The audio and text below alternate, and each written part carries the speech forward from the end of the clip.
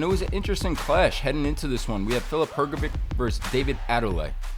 Now, another fight that not only did you get the second leg and nail this one, but in the breakdown, spot on. I mean, you really, people should go back and watch the preview to this fight. I didn't see any differences in Hrgovic. Now, his second fight with Abel Sanchez. I will give Abel Sanchez credit. He did a tremendous job closing that cut. Nasty cut in the second round. Didn't bleed anymore after that. But you said he's a basic guy, Hrgovic, coming in. It's basic 1-2s, stand straight up. He's there to hit him. And you broke down Adeleye perfectly, too. A guy who gets a little sloppy, a guy who could hold too much, but does have power. And Hrgovic was in control for the majority of this fight. And then in the 8th round, he had a little lapse. He had that flaw in defense technically. And that power of Adeleye showed up and almost had Hrgovic out of there. Unbelievable back and forth, bananas 8th round. One of the rounds of the year. And Hrgovic does what he does, though, bud. He finds a way to persevere. His chin, he continues to endure. And even when he looks like he's on empty with his gas tank, he sees it through to the final bell. In the end, he made it to the decision, got the unanimous decision. What'd you make of this one? Yeah, Hrgovic, I'm not knocking anyone. I'm just shooting it the way I always do, straight the way I see it. And that's what's great about this show. You come here to maybe match your opinion against mine, beautiful. Or maybe to learn something beautiful. Or maybe just to see, just to see what I saw and didn't see that you saw. And maybe pick up something from comparing notes. Whatever it is, for me, Hrgovic is a standard guy. Big heavyweight with an unbelievable chin, great heart, good amateur background, experienced. He is a standard guy. Until that changes, and I think you need a real teacher. I'm not trying to knock a guy who had Triple G and a guy who's had good fighters, and because that's people say, "Oh, Teddy, how you gonna knock Abel Sanchez?" I'm not here to knock anyone, and I'm not knocking him. What I'm saying is you can't take for granted because a guy was with a great fighter that he's a teacher. He might be a good conditioner. A guy that, as my son said, he did a great job closing that cut. He's a good cut man. All of that, good corner man. But I haven't seen yet evidence of teaching. I haven't seen Hrgovic change. I see a big guy again. I see a game guy, a great chin. I see a guy who's not hard to hit, though. I see a guy who's very standard. I'll explain. Teddy, what do you mean by standard? Conventional. Jab, right hand, left hook. That's it. I don't see any creativity in his combinations. I don't see any real change in the arsenal or addition to the arsenal. I see a big guy. I'm going to repeat myself purposely.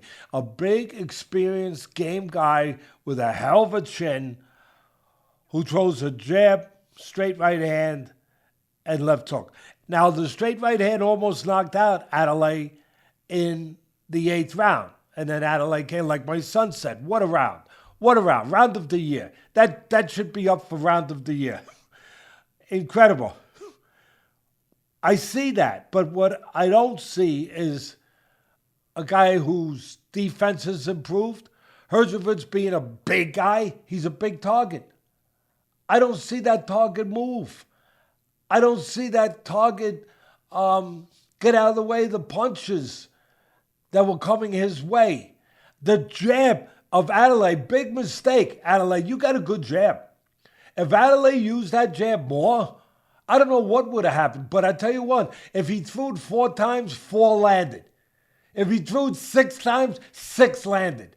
All I know is if you got a heavyweight and he's getting hit that easy with jabs, which Hrgovic was, you're going to get hit with something behind that jab sooner or later, like you did with Dubois. And that can't be forgotten.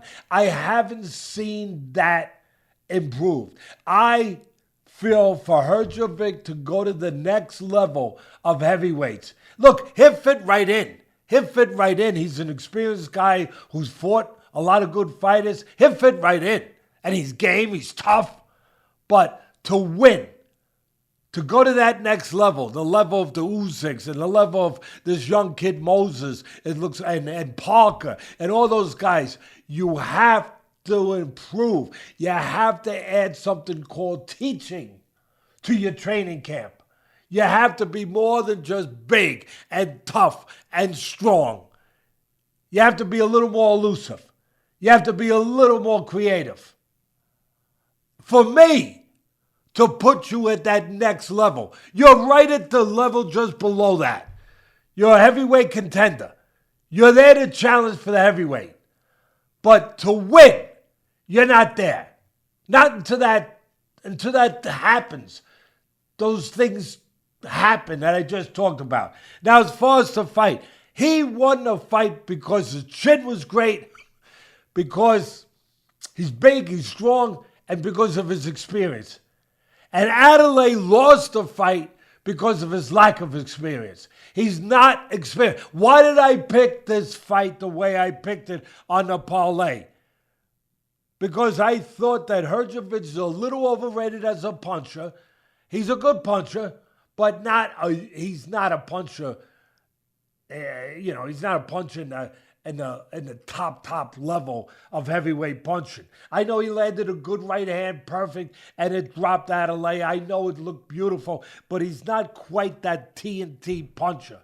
I thought that Adeleye would have a chance to survive and have a chance to kind of hold Hrgovic off because he could hit him with something. And he did. And that's why I said I knew it would be a little tough getting to the last bell. I was a little worried about this one. So were you. You told me this is the one I'm worried about, bud, in the parlay. This one. I said, yeah, we're gonna need to keep fasten our seatbelts, keep our fingers crossed that we get to the final bell. But I bargained on something. And what I bargained on is what I just said. And the reason why Adeleye could not win this fight is because he is not mature enough. He is not consistent enough. And that all comes down to not having enough experience. That's what, he gets more experience.